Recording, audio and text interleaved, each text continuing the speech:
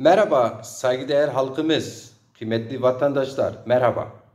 Hepinizi saygıyla, sevgiyle selamlıyorum.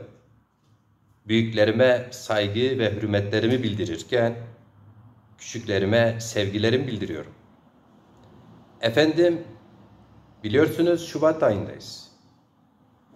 1999'da Bangladeşliler tarafından önerilen ve Birleşmiş Milletler Genel Kurulu'nun kabul ettiği 21 Şubat Dünya Ana Dili Günü 2000 yıllarından bu yana dünya çapında kutlanan bir gün olarak bilinir. 21 Şubat ana dilini yitiren ya da yitirmekte olan toplumlar için, toplumun aydınları için önemli bir gündür. Diline duyarlı olan kesimler için çok önemli bir gündür. Bugün hem dünya çapında kutlanan bir gün, hem bugün ana dili erinmekte olan bizim gibi diğer halklar ve halkların duyarlı kesimleri, kurumları bugünü özel olarak da ayrı bir önem arz ettiği için sahip çıkıyorlar, sahipleniyorlar. Kendi güçleri oranında. Biz Zazalar da özellikle Demokrasi Zamanı Partisi, DEZAPAR ve yine Zazalar adına faaliyet yürüten derneklerimiz, aydınlarımız, dil bilimcilerimiz, tarihçilerimiz, sanatçılarımız ve yine kültürel, edebi, sanatsal bütün meslek alanlarında kendini geliştiren, dilini kendine dert edinen insanlarımızın daha yoğun olarak sahip çıktığı bir gün olarak biliyoruz ve Demokrasi Zamanı Partisi DEZAPAR özellikle benzer sorunlar yaşayan Zazalar gibi ülkemizde yaşayan Anadolu'nun renkleri olan diğer dillerin yaşaması için özellikle parti programsal olarak da bir mücadelenin, bir yoğunluğun içerisindedir.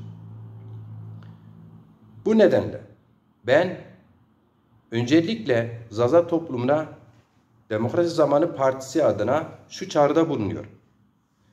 Sadece 21 Şubat günü ya da sadece Gagan günlerinde, Gagan ayında ya da sadece dini muhabbetlerimizde, sadece düğünlerimizde değil, hayatın her alanında dilimize sahip çıkın. Zazaki dilimiz Zazaca sahipsiz değildir. Sahibi bizleriz. Sizlersiniz. Konuşanlarımızdır. Analarımızdır. Babalarımızdır. Dil bilimcilerimizdir. Aydınlarımızdır. Partimizdir. Derneklerimizdir. Lütfen ama lütfen. Herkese şu çağrıda bulunuyoruz. Hayatın her alanında Zazaca'ya sahip çıkın. Zazaca okuyun, Zazaca yazın. Bütün faaliyetlerinizde, faaliyetin adı ne olursa olsun, kendi dilinizde yapın. İş yerinde dilinizi konuşun. Fabrikada dilinizi konuşun. Sendikalarda dilinizi konuşun. Siyasi partilerde hangi partiye ekliyseniz fark etmez. Dilinize sahip çıkın. Birinci önceliğiniz bu olmalıdır. Eğer ki biz her alanında, her bir kurumda, her bir sokakta, her bir şehirde, yurt içi, yurt dışı fark etmeksizin dilimize sahip çıkarsak, bu duyarlılığı yaratırsak ve bu duyarlılığı öncelikli olarak bizler yaşar ve yaşatırsak, barış ve demokrasiyi amaçlayan Zaza toplumu, Demokrasi Zamanı Partisi ve kurumlarımız bu gerçeği bütün diğer halklara kabul ettirir. Böyle bir avantajımız var. Bakınız, bugün dünyada halen 7000'den fazla dil konuşuluyor, tespit edilmiştir. Ve ne yazık ki biliyor musunuz? Her 2 haftada bir dil kayboluyor artık. Buna hep birlikte dur diyebiliriz. Türküyle, Kürdüyle, Lazıyla, Çerkeziyle, yani dünyadaki diğer güçlerle birlikte. Süper güçler de, bunlara da çağrımızdır. Dünya kendi doğasıyla güzeldir. Dünya kendi renkleriyle güzeldir. Her dil bir kültürdür, bir gelenektir, bir felsefedir, bir sanattır, edebiyattır. Her dil bir değil, binlerce yılın bir geçmişi var. Ve bu dillerin yaşaması dünyayı daha zengin kılar, daha güzel kılar, daha renkli kılar. Hele bu iletişim çağında, bu 21. yüzyılda bu kadar dünyanın bir köy kadar küçük olduğu artık bir 21. yüzyılda bu kadar çeşitlilik, bu kadar dil güzelliği, bu kadar renk güzelliği cümbüşü yaşarsa dünyamızın bütün alanları, her toplum, her millet kendi diliyle onu o kadar güzelleştirir. Yazıktır, günahtır. Gelin önce bu kapital dünyaya sesleniyorum. Önce bu 7.000'in üzerinde halen az da olsa kimi yerlerine konuşulmakta olan bu dilleri korumaya alalım. Ciddi anlamda yatırım yapın.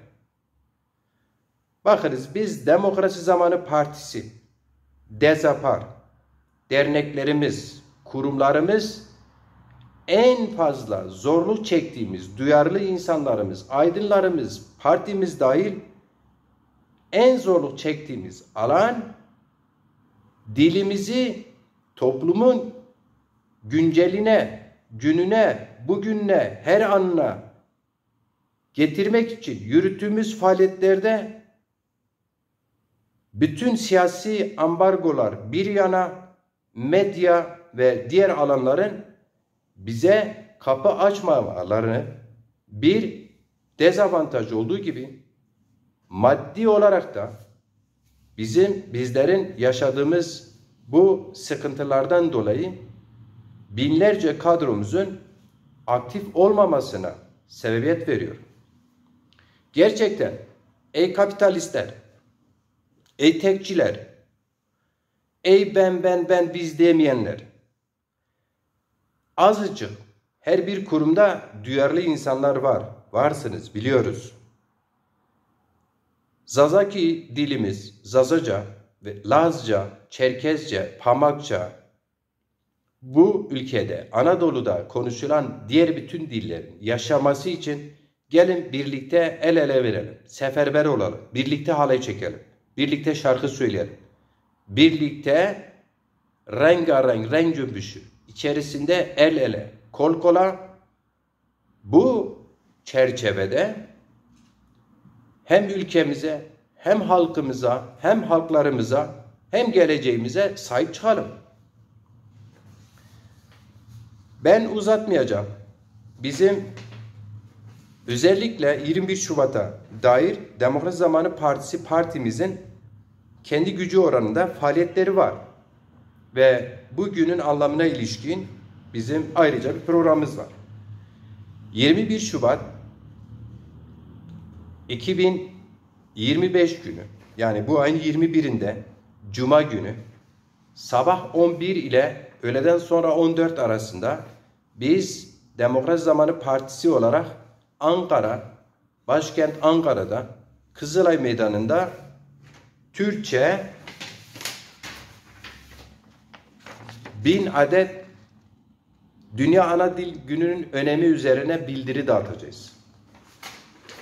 Ayrıca yine o adette Zazaca bildiri dağıtacağız. Diyeceksiniz ki Ankara'da ne kadar Zaza var? 246.000 civarında Zaza var. Devletin nüfus sayımına göre 2022 verilerine göre bu böyledir. Biliyoruz bu Zazaların birçoğu kendi dilini artık bırakmış. Dilinden çok kendi çıkarına, bireysel aile çıkarı peşinde. Bu bir kader değildir. Bunu değiştirebiliriz. O yüzden herkesi mücadeleye çağırıyorum.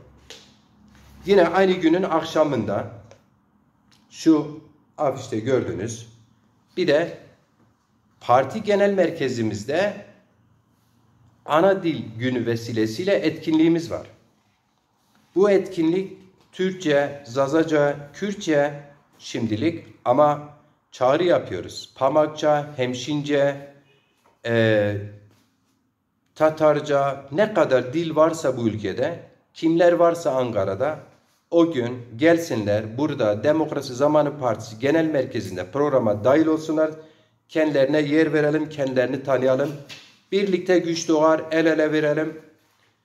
Evet, el ele verelim ve kol kola olalım. Yan yana olalım. Birlikte olalım. Birlikte güç doğar. Birlikte barış sağlayabiliriz. Birlikte ekonomiyi düzeltebiliriz. Birlikte demokrasiyi getirebiliriz. Birlikte ama birlikte. Renklerimizle birlikte. Eşitlik temelinde birlikte. Diğerini yok sayan bir birlik değil. O birlik çözüm olsaydı biz bugün bu soruları yaşamazdık. O tarz bir birlik çözüm olsaydı Demokrasi Zamanı Partisi Zaza dilini merkezine alan bir partiye ihtiyacı olmazdı. Eşit birliktelik için gelin el ele verelim. Hepinizi saygıyla, sevgiyle selamlıyorum.